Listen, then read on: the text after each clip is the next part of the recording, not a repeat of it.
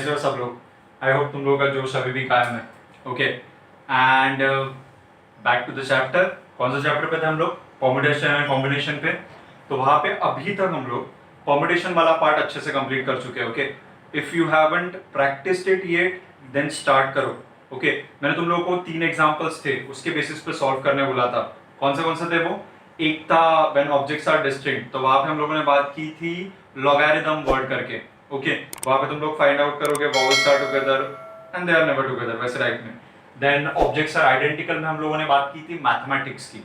And सबसे बाद में we went for circular permutation. Okay, so इतना पार्ट हो चुका है अपना. अगर तुम लोगों को यहाँ पे भी डिफिकल्टी आ रहा है ना, because I am talking about the standard situations जो अभी तक हम लोगों ने डील किए, वो स्टैंडर्ड सिचुएशंस थे. कुछ जब एंट्रेंस एग्जामिनेशंस के बारे में बात करेंगे हम लोग, फॉर एग्जांपल आईटी जेई हुआ या फिर वीआईटी वेल्लोर वाला सिचुएशन हुआ, एमएसजी सीईटी हुआ, तो ये सब एग्जामिनेशंस में बिट्स का भी हो सकता है, राइट. सो यहाँ पे सिचुएशन थोड़ा ट्विस्ट करके दिया जाएगा. They will try to fool you कि कस्टमाइज सिचुएशन प्रेजेंट करेंगे. अभी कैसे थे? ये पैटर्न थे जो मैंने तुम लोगों को बताया. समझ में आ रहा है तुम लोगों को? For example always together is one pattern, never together is one pattern, distinct, identical, इस तरीके से वो चीजों में डील कर रहे हैं. बाद में वैरायटी ऑफ प्रॉब्लम्स एंट्रेंस में थोड़े दिख सकते हैं, लेकिन I want you to do कि ये चीज एकदम परफेक्ट कर दो. अगर ये तुम लोगों का परफेक्ट है तो तुम लोग आगे के लेवल्स के बारे में कुछ सोच पाओगे. ऑब्वियसली एंट्रेंस एग्जामिनेशंस इतने सिंपल तो नहीं होंगे ना. एक बात समझो, मैं जो तुम लोगों को बताने जा रहा हूँ, 10th तक का करिकुलम बहुत अलग था.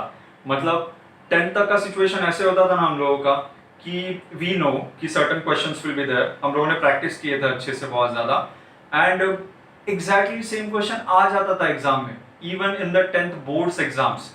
मतलब थिंक करो ना कि वो एक चीज, फॉर एग्जांपल बीपीटी का थ्योरम ले लो, बेसिक प्रोपोर्शनलिटी थ्योरम, वो इतनी बार करके इतना रट्टा हो चुका था ना कि वहां पे जाने के बाद कुछ सोचना नहीं था अपने को. There was no thinking process at all. You cannot judge a person if he is brilliant or not on the basis of 10th marks. ये मैं पर्सनली ऐसे प्रेफर करता हूँ, because there is no thinking process as such. हाँ, अगर एक person ने एक सर्टेन सेट ऑफ प्रॉब्लम्स है, वो अगर 5-6 बार प्रैक्टिस किया है, याद नहीं हो जाएगा उसको. अगर उसके पास मेमोरी बहुत अच्छा है, okay, I am talking about memory rather than calculations and all stuffs. मैं मैथ्स के बारे में बात कर रहा हूँ सिर्फ. अगर वो एक सम 4-5 बार सॉल्व कर रहा है, उसको याद हो जाता है. इवन मैं सबके केस के बारे में जनरल बात करता हूं.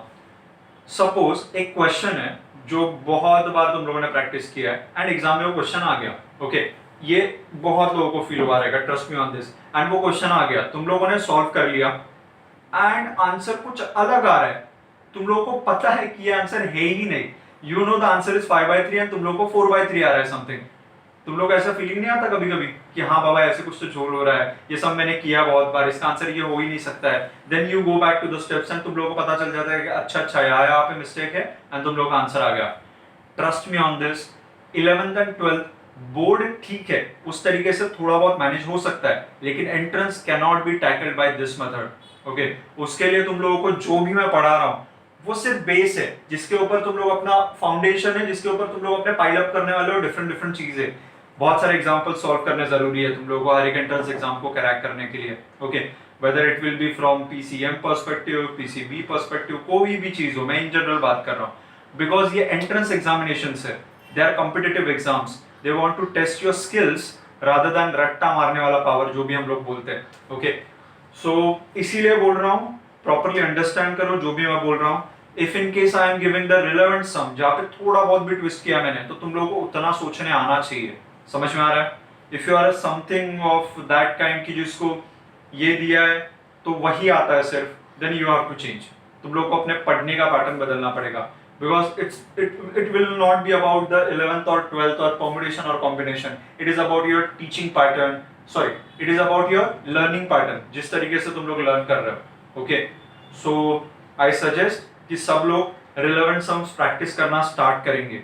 जो भी मैं तुम लोगों को क्विज में क्वेश्चंस देता हूं या फिर हर एक जगह पे जो भी काम चलता है अपना, I want you to do कि वो क्वेश्चंस अंडरस्टैंडिंग लेवल पे क्लियर करो. समझ में आ रहा है? ओके, आगे बढ़ते हैं. फिर नेक्स्ट वाले पार्ट के पास जाते हैं. परम्यूटेशन एंड कॉम्बिनेशन में परम्यूटेशन का पार्ट हम लोगों ने कर लिया है. So we are left with combinations. Combination के बारे में सोच के देखते हैं. याद करो, सबसे पहले लेक्चर में हम लोगों ने स्टार्ट किया था इसका कीवर्ड क्या था?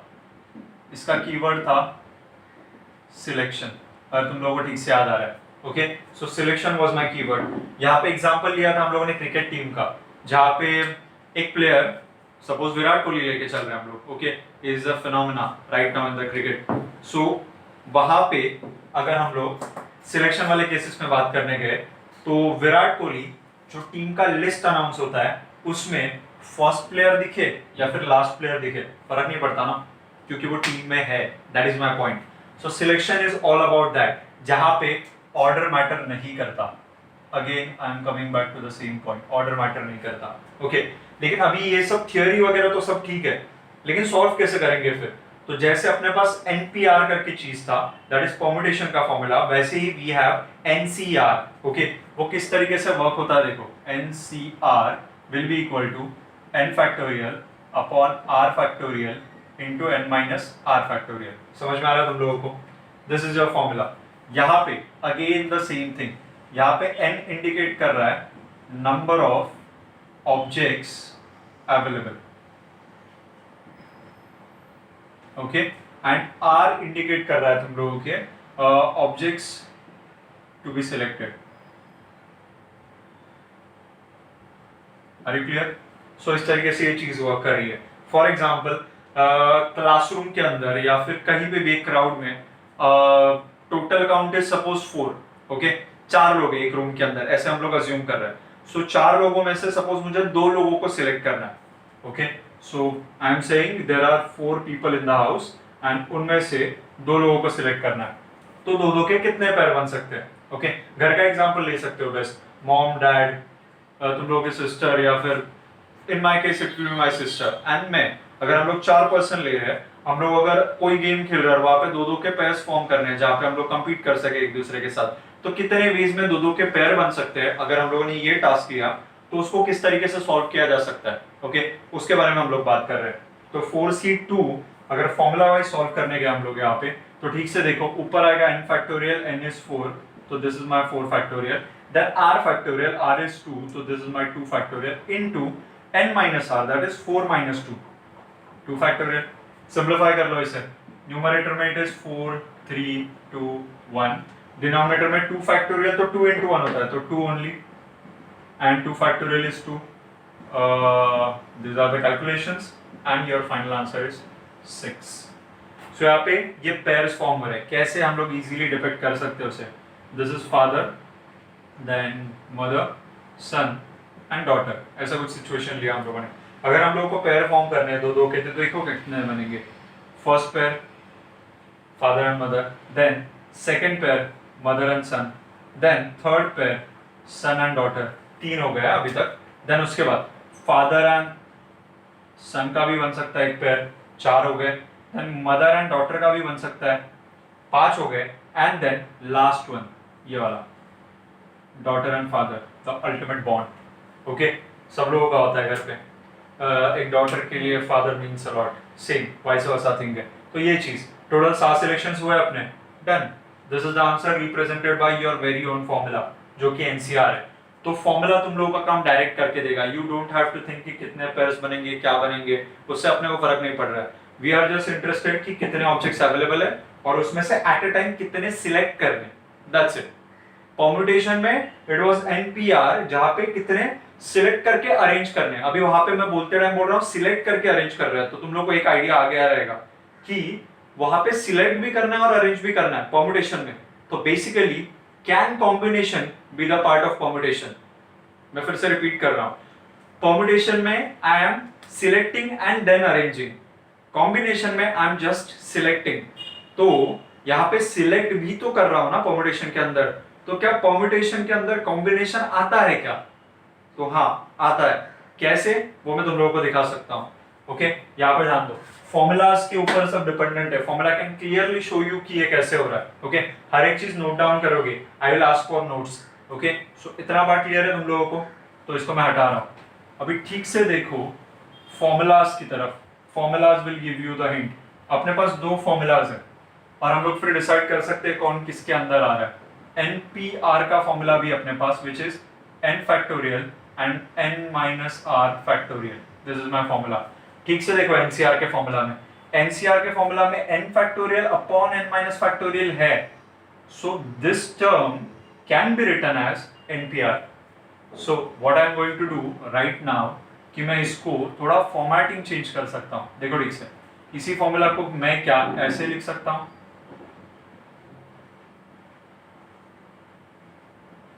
Check this out, same meaning है इसका और इसका भी. एंड फिर ये चीज जो न्यूमरेटर में दिख रहा है this complete square bracket, that is nothing but npr divide by r factorial and that is equal to LHS में ncr. So this is the situation. I hope you are understanding. So basically यहाँ से हम लोग npr and ncr यानी कि permutation and combination में एक relation create कर सकते हैं. They are something related by r factorial. r factorial is the thing जो इन दोनों को कनेक्ट कर रहा है. सो डिवाइड एंड मल्टीप्लाई वो किसके पर्सपेक्टिव से देख रहे हैं वो हम लोग देख सकते हैं, लेकिन रिलेशन समझा सब लोगों को. Okay fine. सो कॉम्बिनेशन के अंदर के सम सॉल्व करना स्टार्ट करते हैं. अभी कैलकुलेशन हमेशा इसी के बेसिस पे चलने वाला है. इट्स जस्ट कि हम लोग फॉर्मूला यूज करेंगे rather than the principle of counting वाला पार्ट जो हम लोग इसके पहले स्टडी कर रहे थे. Okay so let's get to it. Start करते हैं. स्टार्ट. सम्स बहुत सिंपल है. The condition is you should understand them. Okay अगर समझ में नहीं आ रहा है, अगर सिर्फ रट्टा मारने के पर्सपेक्टिव से देख रहे हो देन फंस जाओगे, पूरे फंसोगे वो भी. ओके सो इसीलिए स्टार्टिंग में अभी कैलकुलेशन बेस्ड कुछ चीजें ले रहा हूँ. ओके उसके बाद फिर हम लोग एक्चुअल सम्स के पास जाएंगे जहां पे हम लोगों को लॉजिकली सोचना पड़ेगा. अभी के लिए उन्होंने बोला बस क्वेश्चन के अंदर find the value of, okay and the first term is given 15c4, that is the value they have given. अभी ये सिंपल है, स्ट्रेट फॉरवर्ड. फॉर्मूला अप्लाई करना है, काम खत्म हो जाएगा. फॉर्मूला के अकॉर्डिंगली फॉर्मूला क्या था यहाँ पे, NCR is nothing but n factorial upon r factorial into n minus r factorial, ऐसे कुछ तो है. तो यहाँ पे अगर अप्लाई करने गए तो यहाँ पे चीजें क्या बनेंगे फिर, न्यूमरेटर में 15 फैक्टोरियल, डिनोमिनेटर में r factorial that is 4 factorial, and side में आएगा 15 minus 4 factorial.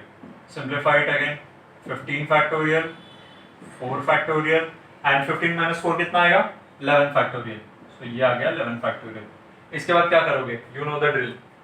15 factorial 11 factorial, 15 factorial के अंदर 11 फैक्टोरियल आ सकता है तो एक्सपांड करो उसे वहां तक. तो उस तरीके से अगर सॉल्व करना स्टार्ट करेंगे तो 15 14 13 12 and 11 factorial divide bye 4 factorial is 4 3 2 and 1 लिख के कुछ सेंस नहीं बन रहा है इसीलिए मैंने लिखा नहीं है. And this is my 11 factorial. This and this will get cancel out. 4 3s are 12 will get cancel out. Then 2 1s are and 2 7s are. So ultimately my multiplication is 15 into 7 into 13. That is my first answer. समझ में आ रहा है तुम लोगों को? So मैं फिर से वही लेवल वाला फंडा यूज कर रहा हूँ.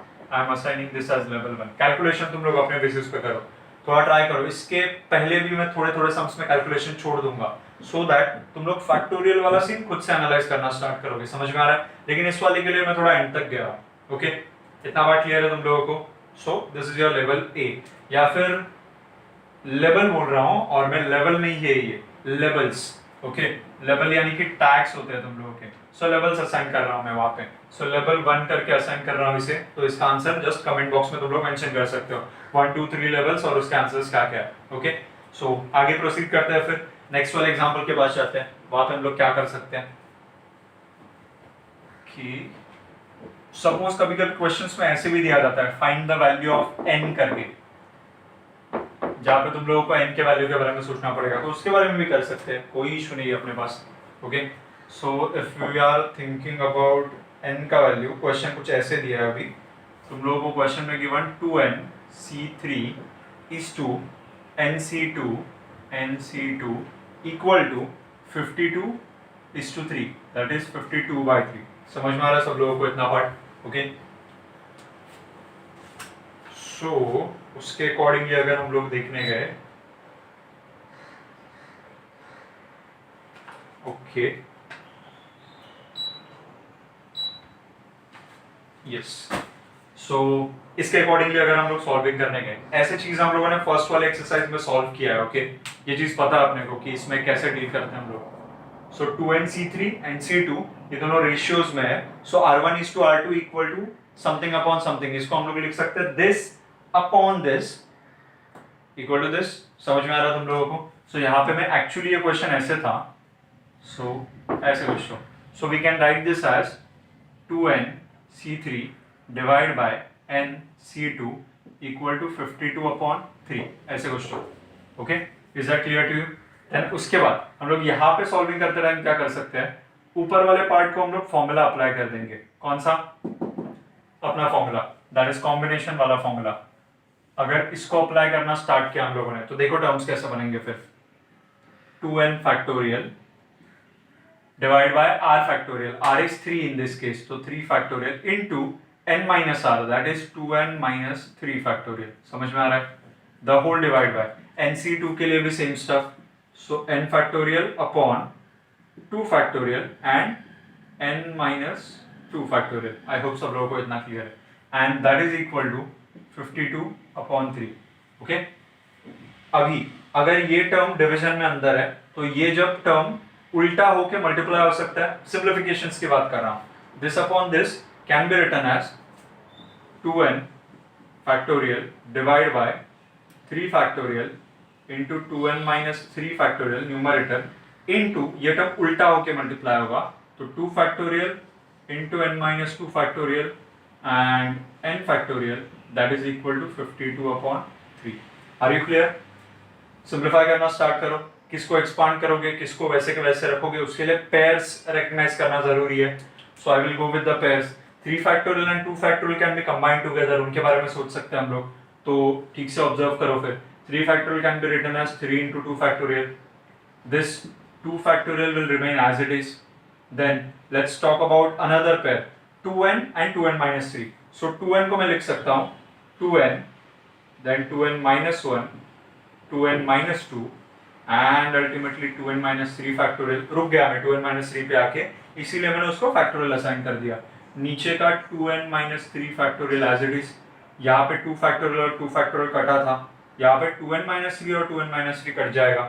Okay, let's go further. ये पेयर हो गया, ये वाला पेयर हो गया, अभी ये दो बचे। तुम लोगों को रिकॉग्नाइज करना पड़ेगा कि कौन सा किसके साथ पेयर्ड अप हो रहा है, और उसके लिए एक सिंपल सा लॉजिक है, एक टर्म को एक्सपांड करोगे तो उसके अंदर वो दूसरा वाला टर्म मिल जाएगा, इसीलिए both are in pair. Okay, so यहाँ पे n minus 2 n, सो यहाँ पे n एक्सपांड हो सकता है, n minus 1 and n minus 2 factorial, and यहाँ पे it is already n minus 2 factorial, so this and this will get cancel out, that is equal to 52/3। I hope you are clear. So इतना सब simplification हो चुका है, यहाँ पे भी n और ये n कैंसल आउट हो सकता है, so I am writing the remaining terms. Okay, यहाँ पे बचा है 2n minus 1, 2n minus 2, so 2n minus 1, 2n minus 2 divide by 3 and n minus 1, so 3 and n minus 1, that is equal to 52/3। Okay, और एक advantage मिल गया मुझे, जो अभी मुझे जस्ट दिखा है 52/3, सो ये 3 के साथ में ये 3 भी कैंसिल आउट कर सकता हूँ। ओके, देन और एक चीज 2n minus 2 में 2 कॉमन लिया जा सकता है, so 2n minus 2 can be written as 2 times of n minus 1, n minus 1, n minus 1 will get cancelled out, so ultimately term is 2n minus 1 equal to 52, 2 2s are 4 जो कि जाके divide हो जाएगा, so 2n minus 1 equal to कितना जा रहा है 52, मतलब 4 1s आ जाएगा, एंड उसके बाद 13, 13 plus 1 14, 14 को 2 से डिवाइड कर दो 7, so 7 is your answer। I hope सब लोगों को ये पार्ट क्लियर हो रहा है। यहाँ पे बस स्टार्टिंग में फॉर्मूला यूज किया, and after that the sum which is this part, इसके बाद ये वाला पार्ट है, ये एग्जैक्टली तुम लोगों के फैक्टोरियल नोटेशन वाले एक्सरसाइज से मैच कर गया। So they just required you to solve using the formula, that's it, बाकी कुछ नहीं था यहाँ पे। ओके, इतना क्लियर है? आगे बढ़ते हैं फिर और सम्स के पास जाते हैं। ओके, इसको हटा रहा हूं मैं। I guess this much is good enough कि तुम लोगों को एक आइडिया आ जाए कि अभी और भी क्या वैरायटीज हो सकते हैं, मैं इसके अंदर बताता हूँ। सपोज तुम लोगों को समथिंग इज गिवन, अभी जैसे मैंने दिया था ना कि जिसमें एनसीआर के टर्म्स में सब कुछ मेंशन था, 2nc3 देन 2nc5 nc2 ऐसे सब, और उनको रेशियो में बताया गया था। तो वैसे क्वेश्चन क्या बन सकता है, सपोज ऐसे कुछ क्वेश्चन बन सकता है 2nc3 nc3 suppose n+1 c3, ऐसे कुछ दिया, कुछ भी, anything something like that. And यहाँ पे रेशियो देके रखा है 20:32:52 ऐसे कुछ तो बोल के रखा है, और यहाँ पे तुम लोगों को n का वैल्यू निकालने बोला।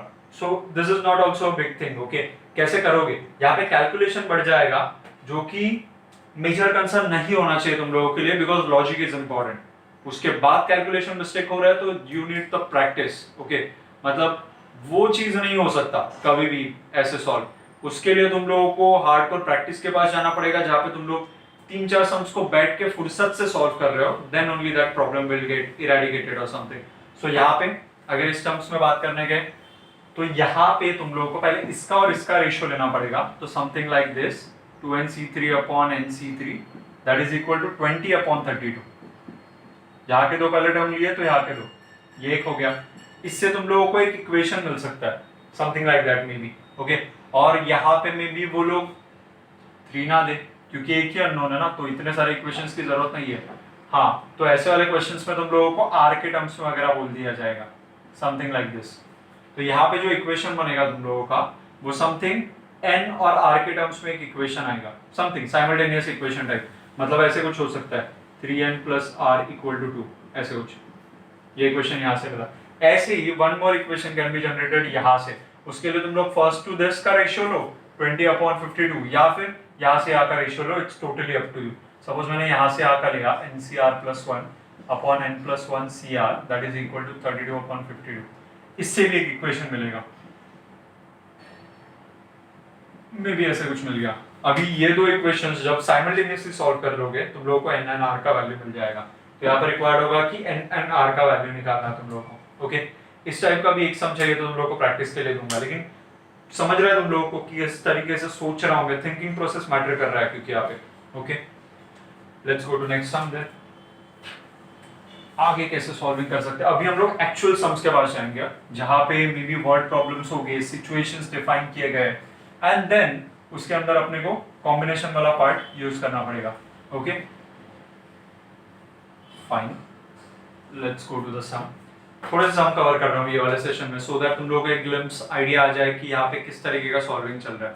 Okay, so my question is something like, question में बोल के रखा है, मैं क्वेश्चंस को डिस्क्रिप्शन में भी मेंशन कर रहा हूँ, वर्ड प्रॉब्लम्स को सीक्वेंस में, सेम सीक्वेंस में।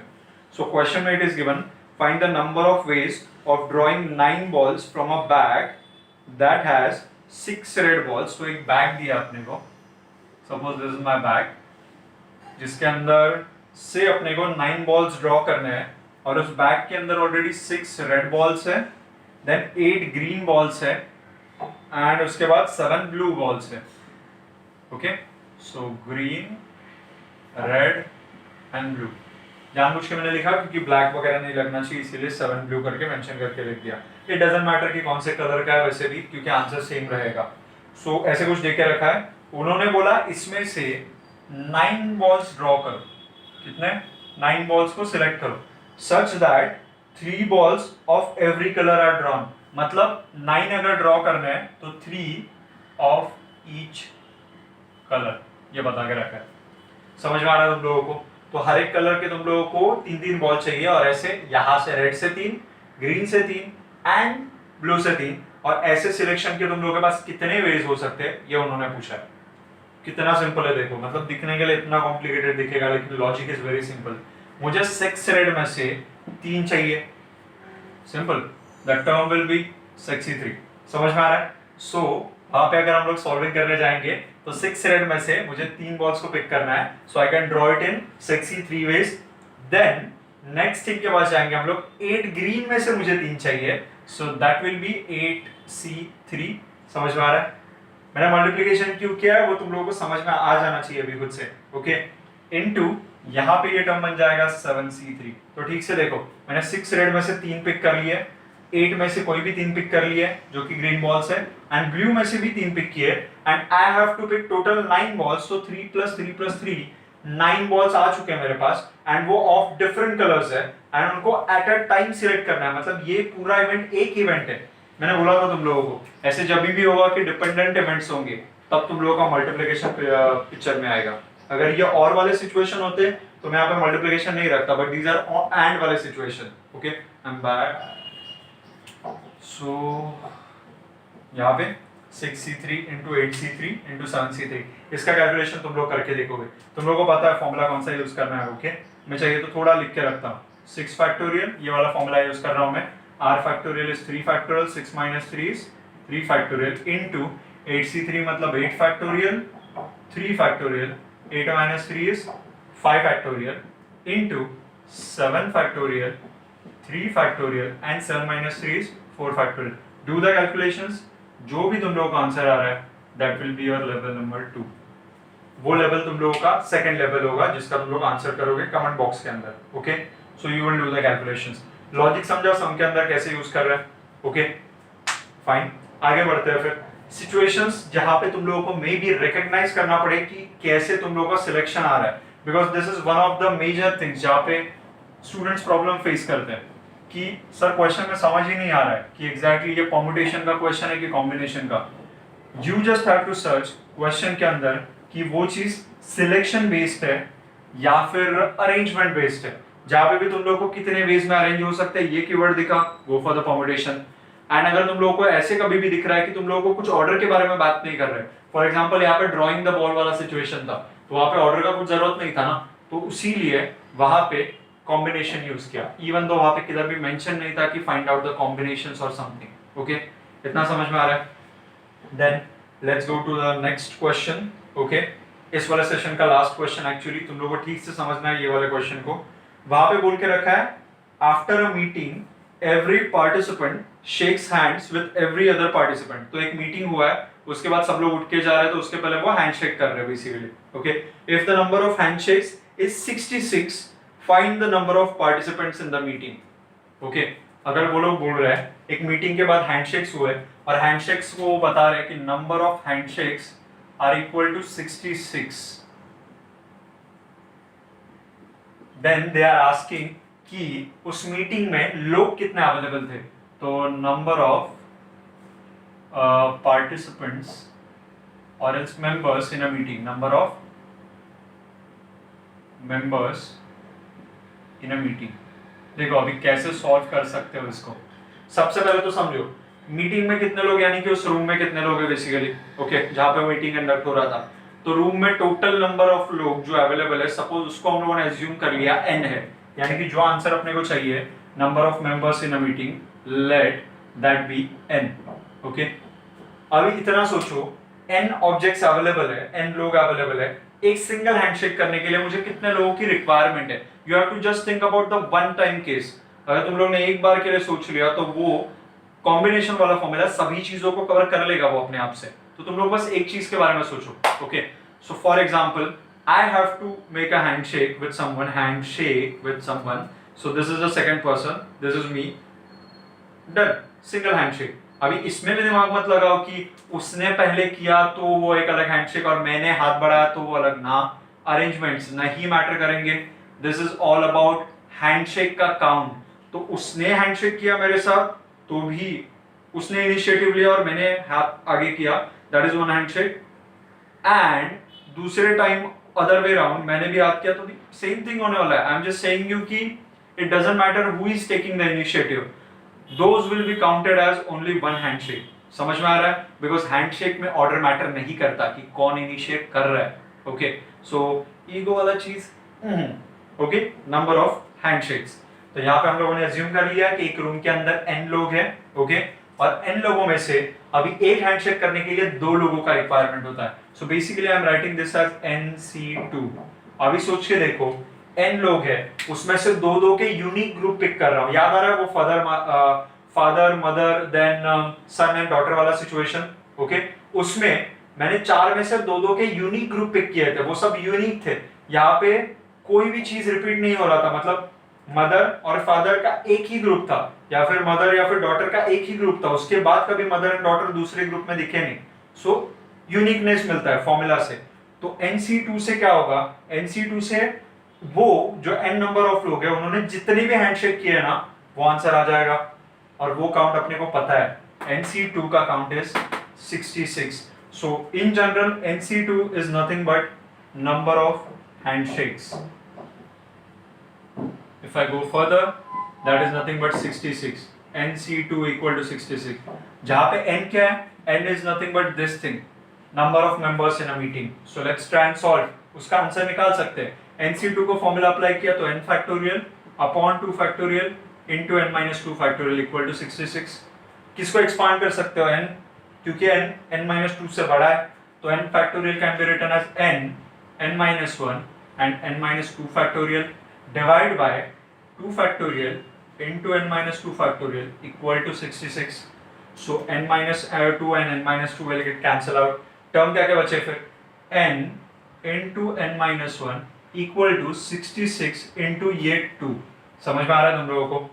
अभी अपने को इस चीज को दो कॉन्सेक्यूटिव नंबर्स में कन्वर्ट करना है. ओके, 66 into 2 करने गए हम लोग तो कितना आ जाएगा? 6 2 जा. ओके, एंड यहाँ पे तुम लोगों का कैरी, देन तुम लोगों का 6 2 जा 12 एंड एक 13. सो 132 को अभी ये पार्ट भी तुम लोगों के लिए मैं छोड़ रहा हूँ. तुम लोगों को अगर ठीक से याद होगा तो ये चीज अच्छे से कर पाओगे. What we are requiring right now is right hand side के 132 को ऐसे दो पार्ट्स में स्प्लिट करो जहां पे first number will be greater and second वाला उससे एक से छोटा. समझ में आ रहा है? सो अल्टीमेटली अपने पास सिचुएशन ऐसे आएगा n into n minus 1 equal to right hand side का पार्ट दो पार्ट में स्प्लिट हो जाएगा and we can just compare n equal to this and n minus 1 equal to this. That order will also matter है. यहाँ पे n into n minus 1 मतलब वो डिसेंडिंग ऑर्डर में अरेंज है. सो उस तरीके से सॉल्व कर लोगे और फिर तुम लोगों का फाइनल आंसर आ जाएगा. So I am taking this answer as your level 3 of this session. Okay, अगर कुछ भी डाउट आया you can mention it in comments. हम लोग ग्रुप पे भी बात कर सकते हैं, कोई इशू नहीं है, लेकिन अच्छे से कंप्लीट करो चीजों को. ओके, इसके नेक्स्ट वाले सेशन में फिर और एग्जांपल्स लेते हैं और चीजों को अच्छे से समझते हैं डिटेलिंग में, क्योंकि इसके आगे लेवल थोड़ा और इंक्रीज होगा. Okay, so let's meet in the next session. तब तक के लिए बाय बाय.